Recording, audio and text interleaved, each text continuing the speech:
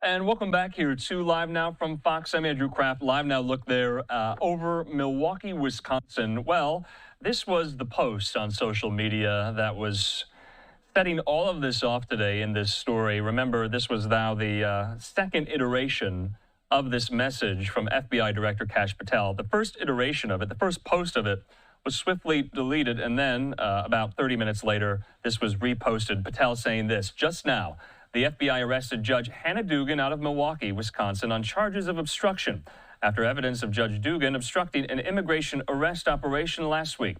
We believe Judge Dugan intentionally misdirected federal agents away from the subject to be arrested in her courthouse, Eduardo Flores Ruiz, allowing the subject, an illegal alien, to evade arrest.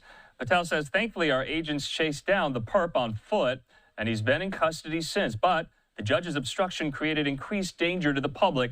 He says, we will have more to share soon, and says, excellent work, FBI Milwaukee. What almost became the story was the fact that the first iteration of this post was swiftly deleted, and then this was republished, reposted on social media. So wanted to get that in there as well. This is the judge in question, though, that has been arrested. There you see her, Hannah Dugan. Now, she appeared briefly today in federal court in Milwaukee before being released from custody. Her next court appearance is May the 15th. Her attorney said this to the Associated Press, quote, Judge Dugan wholeheartedly regrets and protests her arrest. It was not made in the interest of public safety, her attorney says. He declined to comment to an AP reporter following her court appearance, though. Now, according to the Associated Press, a person answering the phone Friday at Dugan's office said he could not comment. The AP also left an email and voicemail this morning seeking comment from the Milwaukee County Court's chief judge, Carl Ashley. Now, the DOJ in January ordered prosecutors to investigate for potential criminal charges against state and local officials who obstruct or impede federal functions. As potential avenues for prosecution, a memo cited a conspiracy offense as well as a law prohibiting the harboring of people in the country illegally. So when I say this is somewhat unprecedented, it is. You have a state judge there arrested, accused of obstructing federal agents there with regard to this undocumented migrant here. Well, so many people right now are commenting, including the mayor of Milwaukee, Cavalier Johnson. He held a press conference on this in these brief remarks. Let's listen. Happened there, but I'm saying that the way that they went about this, in this ham-handed, haphazard way that this administration has been doing since day one, it's driving people away, or has potential to drive people away from participating in court proceedings, which makes our community less safe. I want people to go to court. I want people to have their day in court. I want people to hold folks accountable in our judicial system, but the actions of this administration are driving people away from doing that, and that's not good for public safety in Milwaukee. Do you believe this man should be deported? I'm sorry? Do you believe this man should be deported? I don't know any information about the man. I'm talking specifically about the Trump administration's actions as it relates to this case and what they've been doing with immigration overall since he's been president again. Like, they're scaring people. They're scaring people in this community. They're scaring people in immigrant communities all across the United States. And when folks don't participate in our judicial system, bad things happen. Our community becomes less safe. And that's the message that I'm trying to get across. Do you believe this sets a dangerous precedent moving forward to future judges that could be arrested for similar actions? Quite possibly so, but I hope that the answer is no. I mean, if a judge is being arrested in a courthouse, just imagine the chilling effect that it sends to other folks who would otherwise participate in judicial proceedings in our courthouse, and not just in the Milwaukee County Courthouse, but courthouses across the state of Wisconsin and courthouses across the United States. This makes our community less safe. And that's not a good thing for public safety in Milwaukee or anywhere across our country. Do you know of this happening anywhere else? I don't know if this is happening anywhere else. I haven't seen that. I just know that it's happened here, and I'm concerned about what happens on around public safety on the ground in this city. And that's why I'm bringing attention to this right now. Has a judge ever been arrested in the city of Milwaukee inside the courthouse before? Not to my knowledge. Not to my knowledge. Mayor, do you know the judge personally or professionally? And how would you describe her? I've had the opportunity to see Judge Dugan around over the years. She's been elected since 2016. That's the same year that I was initially elected as well. So we've seen each other at a number of community events out in Milwaukee over the course of the last nearly 10 years, nearly a decade. Have you Oh, go ahead. Have you been in contact with any of the victims that Mr. Ruiz allegedly struck?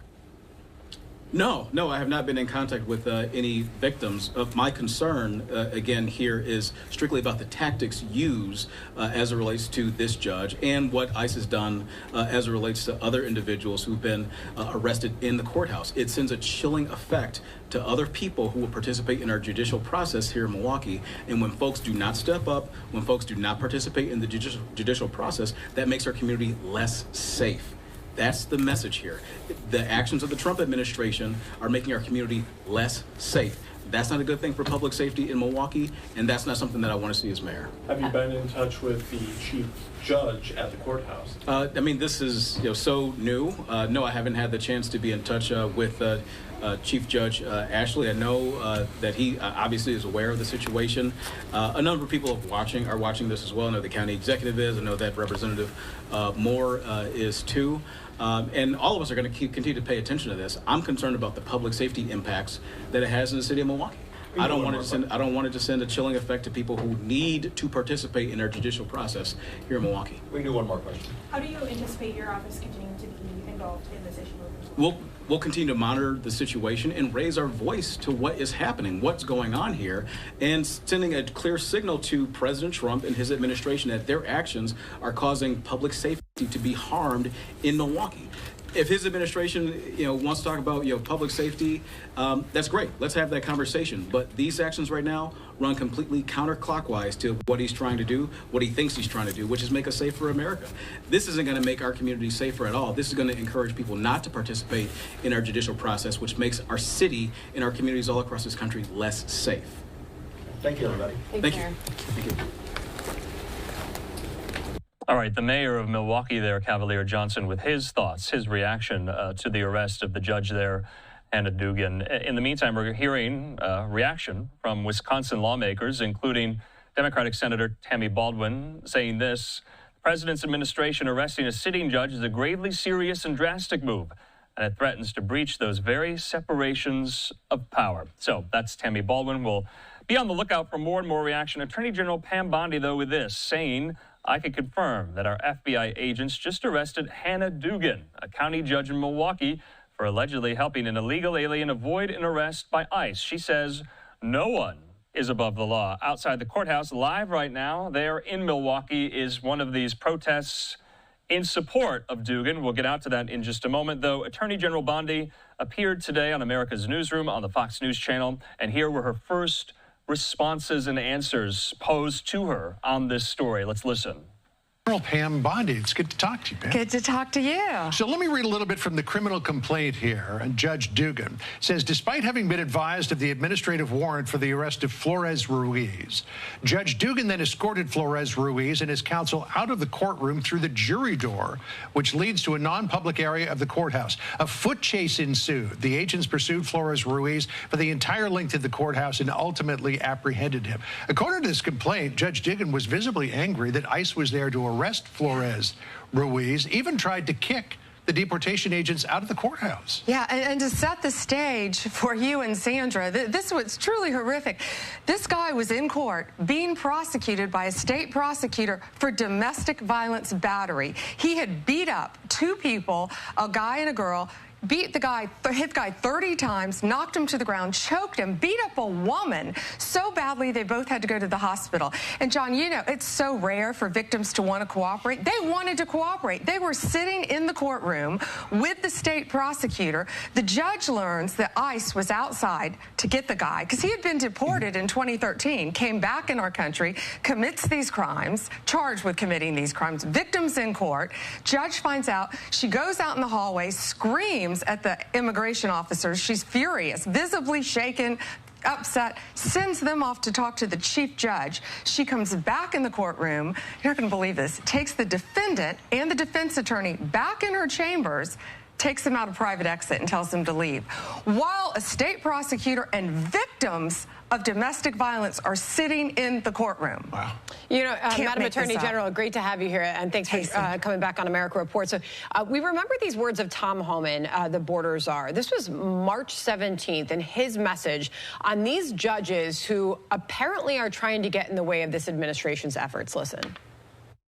I'm proud to be a part of this administration. We're not stopping. I don't care what the judges think. I don't care what the left thinks. We're coming. So when you see these judges trying to obstruct your efforts to make this country safer, what is your message to them?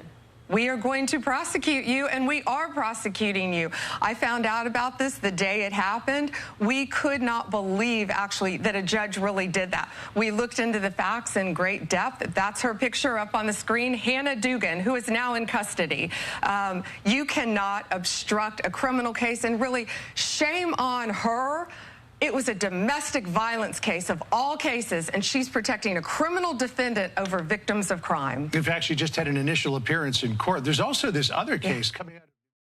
All right, you see there Sandra Smith, John Roberts questioning Attorney General Pam Bondi just this morning on America's Newsroom there on the Fox News channel. Wanted to get that in as well. Let's go out live, though, outside Hannah Dugan's own courthouse in Milwaukee. Her supporters pleading on her behalf. Let's watch.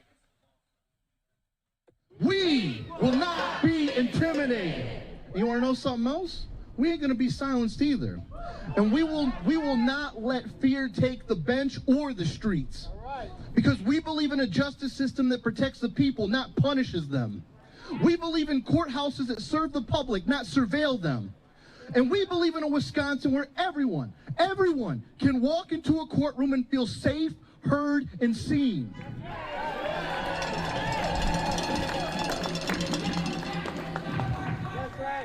Hell yeah.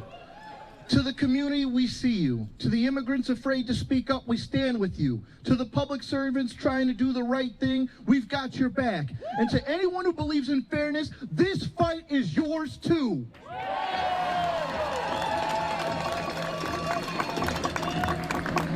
Let's stay loud. Let's stay united. And let's keep building a Wisconsin where justice cannot be shaken. Because it's grounded in people who have it most. And say it one more time so they feel it in that courthouse behind me. Courts are for justice, not for raids. Courts are for justice, not for raids. Courts are for justice, not for raids. Thank you.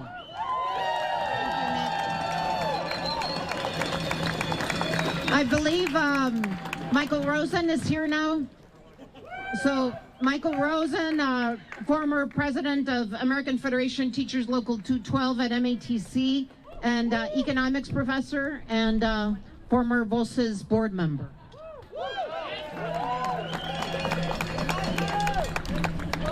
I'm here representing my Aunt Miriam, who was arrested by the Nazis in Poland when she was 9 years old.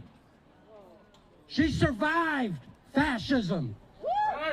She survived it, and in 1963, she came down to Washington, D.C. with 250,000 others to march in the March on Washington for jobs and justice.